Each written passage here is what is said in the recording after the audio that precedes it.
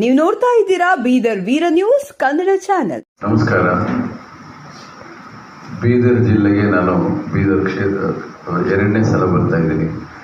ಹಿಂದೆ ಒಂದು ನನ್ನ ಸಿನಿಮಾ ಚಿತ್ರೀಕರಣಕ್ಕೆ ಬಂದಿದ್ದೆ. ಅದಾದಮೇಲೆ ಬೀದರ್ ಕೋಟೆ ನೋಡೋಕ್ಕೆ ಬಂದೆ. ಇವತ್ತು ಕಾಂಗ್ರೆಸ್ ಪಕ್ಷದ ಪರವಾಗಿ ಪ್ರಚಾರ ಕಾರ್ಯಕ್ಕೆ ಬಂದಿದ್ದೀನಿ.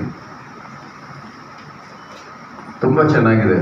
ಬೀದರಲ್ಲಿ ಕಾಂಗ್ರೆಸ್ ಅಲೆ ಭಾಳ ಜೋರಾಗಿದೆ. ನಾನು ನಿರೀಕ್ಷೆ ಮಾಡಿರಲಿಲ್ಲ. ಅದ್ಭುತವಾಗಿದೆ. ನಿನ್ನೆ ಬಸವ ಕಲ್ಯಾಣದಲ್ಲಿ ನಾನು ಪ್ರಚಾರ ಕಾರ್ಯವನ್ನು ಈ ಜಿಲ್ಲೆಗೆ ಆರಂಭ ಮಾಡಿದೆ. ಇವತ್ತು ಬೆಳಗ್ಗೆ ಇಲ್ಲಿ ಜ್ಯೋತಿ ಕಾಲೋನಿ, ನಂದಿ ಕಾಲೋನಿ, ಇದೆಲ್ಲ ಪ್ರೇಕ್ಷಕರಲ್ಲಿ ಒಂದು ಬದಲಾವಣೆ ನಿರೀಕ್ಷೆ ಮಾಡ್ತಿದ್ದಾರೆ. ಈ ಭಾಗದಲ್ಲಿ ಒಬ್ಬ ಉತ್ಸಾಹಿ ಯುವಕನ ಆಯ್ಕೆಗೋಸ್ಕರ ಅವರೆಲ್ಲ ನಿರೀಕ್ಷೆ ಮಾಡ್ತಿದ್ದಾರೆ. 7ನೇ ತಾರೀಕು ಮತವನ್ನು ಕೊಡಲಿಕ್ಕೆ ಸಿದ್ಧರಾಗಿದ್ದಾರೆ. ಕಾಂಗ್ರೆಸ್ ಅಭ್ಯರ್ಥಿಯನ್ನು ಗೆಲ್ಲಿಸೋದಕ್ಕೆ ಎಲ್ಲರೂ ಕೂಡ ಕಾಯ್ತಾ ಇದ್ದಾರೆ. ನಾನು ಅವರಲ್ಲಿ ಆ ಉತ್ಸಾಹವನ್ನು ನೋಡಿದೆ. ಜೊತೆಯಲ್ಲಿ ಇಲ್ಲಿ ಕಾರ್ಯಕರ್ತರು, ಕಾಂಗ್ರೆಸ್ನ ಕಾರ್ಯಕರ್ತರು ಕೂಡ ಬಹಳ ಉತ್ಸಾಹದಿಂದ ಕೆಲಸ ಮಾಡ್ತಿದ್ದಾರೆ. ಮತ್ತು ಈಶ್ವರ್ ಖಂಡ್ರೆ ಅವರು, ರೆಹಮಾನ್ ಖಂಡ್ರೆ ಅವರ ಈ ಅವಧಿಯ ಅವರ ಒಂದು ಏನಿಲ್ಲ ಅಭಿವೃದ್ಧಿ ಕೆಲಸಗಳು ನಡೀತಾ ಇದೆ. ಜನಗಳಿಗೆ ಅವೆಲ್ಲವೂ ಕೂಡ ಇಷ್ಟ ಆಗಿದೆ. ಪ್ರಮುಖವಾಗಿ ಇಡೀ ರಾಜ್ಯದಲ್ಲಿ ನಾನು ಚಾಮರಾಜನಗರದಿಂದ ಬೀದರ್ವರೆಗೂ ಬಂದಿದ್ದೀನಿ ಪ್ರಚಾರ ಮಾಡಿಕೊಂಡು. ಬಹುತೇಕ 11 ಜಿಲ್ಲೆ ಪ್ರಚಾರ ಮಾಡಿದ್ದೀನಿ ನಾನು. ಎಲ್ಲ ಕಡೆಯೂ ಗ್ಯಾರಂಟಿಯ ಅಲೆ ಕಾಣ್ತಾ ಇದೆ. ಏನು 5 ಗ್ಯಾರಂಟಿಗಳನ್ನು ಸರ್ಕಾರ ಕೊಟ್ಟಿದೆ. ಗ್ಯಾರಂಟಿಯ ಅಲೆ ತುಂಬ ಜೋರಾಗಿದೆ.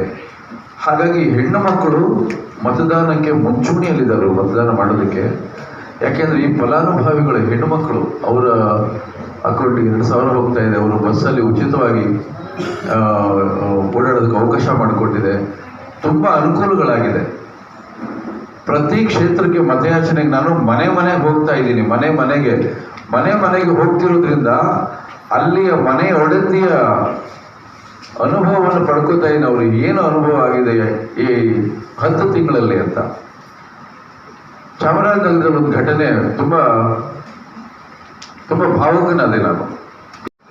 ಒಂದು 70 ವರ್ಷದ ಒಂದು ವೃದ್ಧೆ 10 ವರ್ಷದಿಂದ ಆಕೆಗೆ ಊಟ ಹಾಕುವಾಗ ಮನೆಯಲ್ಲಿ ಬೈತಾ ಇದ್ರಂತೆ, ಊಟ ಬಡಿಸೋವಾಗ. ಅಂದರೆ ಆಕೆ ವೇಸ್ಟ್ ಅನ್ನೋ ಥರ ಟ್ರೀಟ್ ಮಾಡಿದ್ದಾರೆ.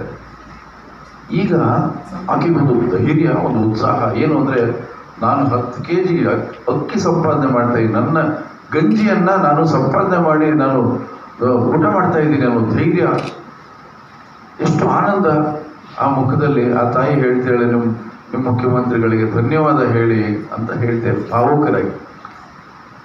ಕೆಲವು ಕಡೆ ಹೋದಾಗ ಎಷ್ಟೋ ಮನೆಯಲ್ಲಿ ಮಗಳನ್ನು ಮದುವೆ ಮಾಡಿಕೊಟ್ಟಿರ್ತಾರೆ. ಆ ಮಗಳು ಸುಮಾರು 106 ಕಿಲೋಮೀಟರ್ ದೂರ ಇರ್ತಾಳೆ.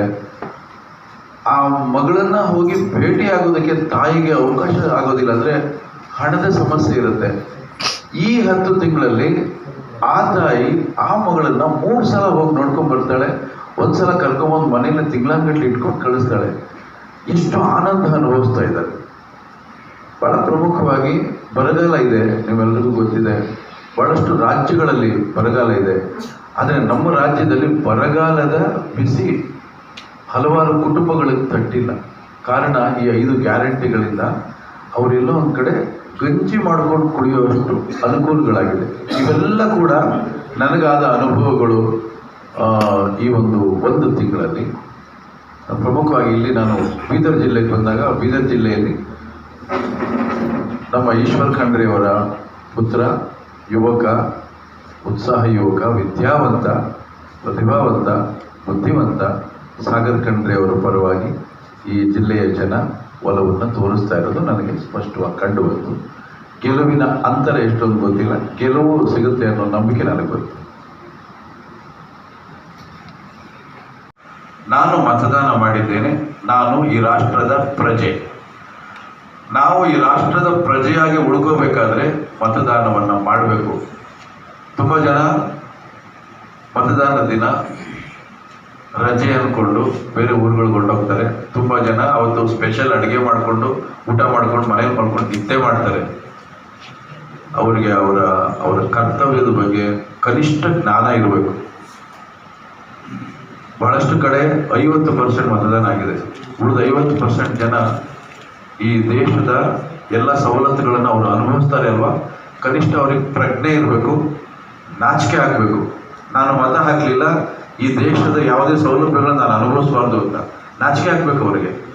ಆಮೇಲೆ ನನಗೆ ಬಂದ ಮಾಹಿತಿ ಪ್ರಕಾರ 80% ವಿದ್ಯಾವಂತರು ಮತ್ತು ಯುವಕರು ಮತ ಹಾಕಿಲ್ಲ. ಇದೇ ನಾಚಿಕೆಗೇಡಿದು. ಯಾಕೆಂದ್ರೆ ರಾಷ್ಟ್ರ ಕಟ್ಟಬೇಕಾದ ಯುವಕರು ಅವ್ರು ಬರಬೇಕು ಮತಗಟ್ಟೆಗೆ, ಅವ್ರ ಹಕ್ಕನ್ನು ಚಲಾಯಿಸಬೇಕು. ಅವ್ರ ಹಕ್ಕನ್ನು ಚಲಾಯಿಸದೆ ಹೋದಾಗ ದುಷ್ಪರಿಣಾಮ ಬೀರುತ್ತೆ. ಇದರಲ್ಲಿ ಮತಗಳ ದುಷ್ಪರಿಣಾಮ ಬೀರುತ್ತೆ. ಅದನ್ನು ಅವ್ರು ಅರ್ಥ ಮಾಡ್ಕೊಳ್ಬೇಕು. ಮುಂದಿನ ದಿನಗಳಲ್ಲಿ ಇದ್ರ ಬಗ್ಗೆ ಒಂದು ಕಠಿಣವಾದ ನಿರ್ಧಾರ ಸರ್ಕಾರ ತಗೊಳ್ಬೇಕಾಗ್ತದೆ.